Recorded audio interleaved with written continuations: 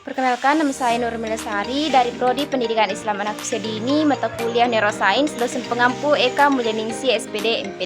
Baik, di sini saya akan membahas tentang penerapan neurosains dalam pembelajaran anak usia dini. Pertama, saya akan membahas tentang definisi dan konsep dasar neurosains. Neurosains adalah cabang ilmu yang mempelajari sistem saraf, termasuk struktur, fungsi, perkembangan, dan gangguannya. Dalam fokus utama pada otak sebagai pusat pengendalian, ilmu ini mencakup berbagai disiplin seperti biologis, psikologis, dan kedokteran. Untuk memahami bagaimana sistem saraf mempengaruhi perilaku dan proses mental, dalam konteks pendidikan, neurosains memberikan wawasan tentang cara otak belajar, mengingat, dan memproses informasi. Penelitian neurosains menunjukkan bahwa pengalaman dan lingkungan secara langsung mempengaruhi perkembangan dan kognitivitas saraf otak anak. Pada anak usia dini, otak memiliki plastisitas tinggi, memungkinkan perubahan besar melalui pengalaman belajar yang diberikan. Oleh karena itu, neurosains menjadi dasar penting untuk pendekatan pembelajaran yang sesuai dengan selanjutnya, yaitu hubungan neurosains dengan anak usia dini. Neurosains memiliki kaitan erat dengan anak usia dini karena pada tahap ini otak berkembang dengan sangat cepat dan plastisitasnya tinggi, sehingga pengalaman awal memainkan peran penting dalam membentuk struktur otak.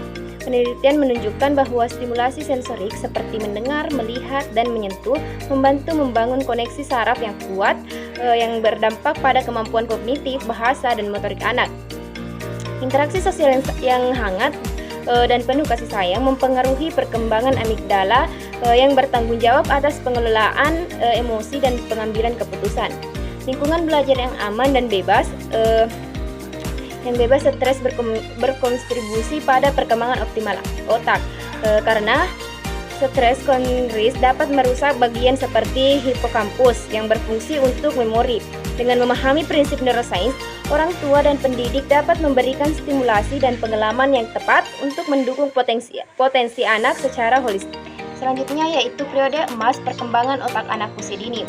Perkembangan otak terjadi pada usia 0-6 tahun ketika otak berkembang dengan sangat pesat dan membentuk miliaran sinapsis yang menjadi dasar kemampuan belajar anak.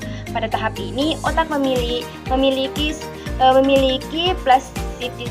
plastisitas tinggi, memungkinkan anak dengan cepat menyerap informasi dari lingkungan sekitar. Pengalaman awal seperti stimulasi sensorik, interaksi sosial, dan aktivitas bermain berperan besar dalam memperkuat koneksi saraf dan membangun fondasi kognitif, motorik, dan sosial. Nutrisi yang baik seperti asupan DHA, zat besi, dan protein sangat penting untuk mendukung perkembangan otak selama periode ini. Selain itu, lingkungan yang aman dan bebas stres membantu otak anak berkembang secara optimal sehingga mempersiapkan mereka untuk pembelajaran yang lebih kompleks di masa depan. Yang terakhir yaitu penerapan neurosains dalam pembelajaran anak usia dini. Yang pertama yaitu stimulasi sensorik. Stimulasi sensorik adalah pemberian rangsangan melalui panca indera seperti penglihatan, pendengaran, penciuman, perabaan, dan pengecapan untuk mendukung perkembangan otak anak. Aktivitas seperti bermain dengan pasir, air, atau bahan tekstur lainnya membantu memperkuat koneksi saraf yang mendukung keterampilan motorik halus, mendengarkan musik atau suara dalam merangsang area otak yang berhubungan dengan bahasa dan emosi. Eksplorasi visual seperti melihat warna dan bentuk, melatih kemampuan fokus dan pengenalan pola. Pengalaman sensorik ini menciptakan jalur saraf baru yang penting untuk perkembangan kognitif. Dengan stimulasi yang konsisten, otak anak menjadi lebih siap untuk belajar hal-hal yang lebih kompleks. Yang kedua yaitu bermain sebagai sarana belajar. Bermain sebagai sarana belajar adalah aktivitas yang secara alamiah mendukung perkembangan anak usia dini karena melibatkan berbagai aspek perkembangan. Bermain fisik seperti melompat atau berlari membantu mengembangkan keterampilan motorik kasar dan koordinasi tubuh. Permainan peran seperti bermain dokter-dokteran meningkatkan kemampuan imajinasi dan empati anak. Bermain dengan teman sebaya memperkuat keterampilan sosial seperti berbagi dan bekerja sama. Aktivitas bermain puzzle atau balok membangun keterampilan kognitif termasuk pemecahan masalah dan pengelolaan bentuk. Melalui bermain, anak juga merasakan kebahagiaan yang merangsang produksi dopamin, memperkuat proses pembelajaran di otak.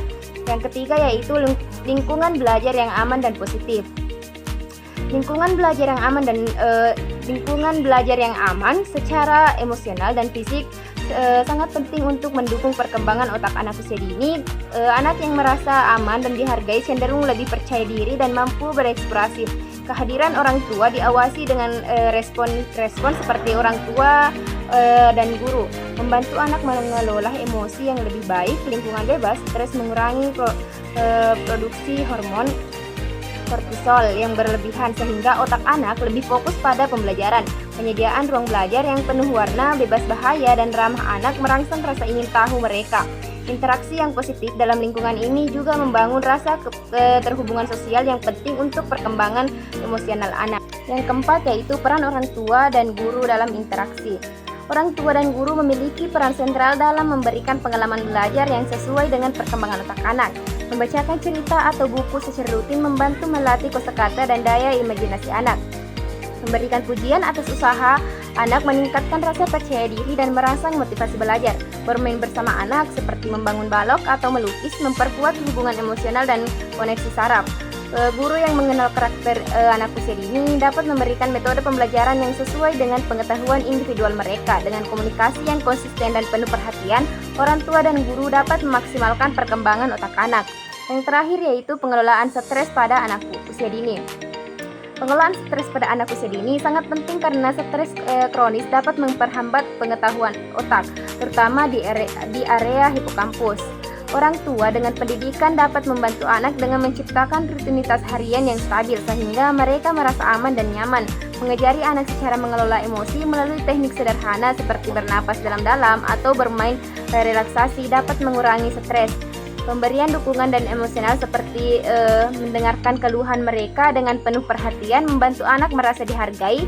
Lingkungan belajar yang penuh kasih sayang, bebas konflik, dan mempromosikan empati juga berkontribusi dalam pengelolaan stres. Dengan pendekatan ini, otak anak dapat berkembang optimal tanpa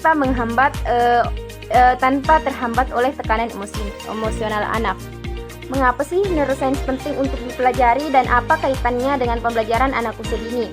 Neuroscience penting untuk dipelajari karena memberikan pemahaman mendalam tentang bagaimana otak manusia berkembang, belajar, dan berfungsi.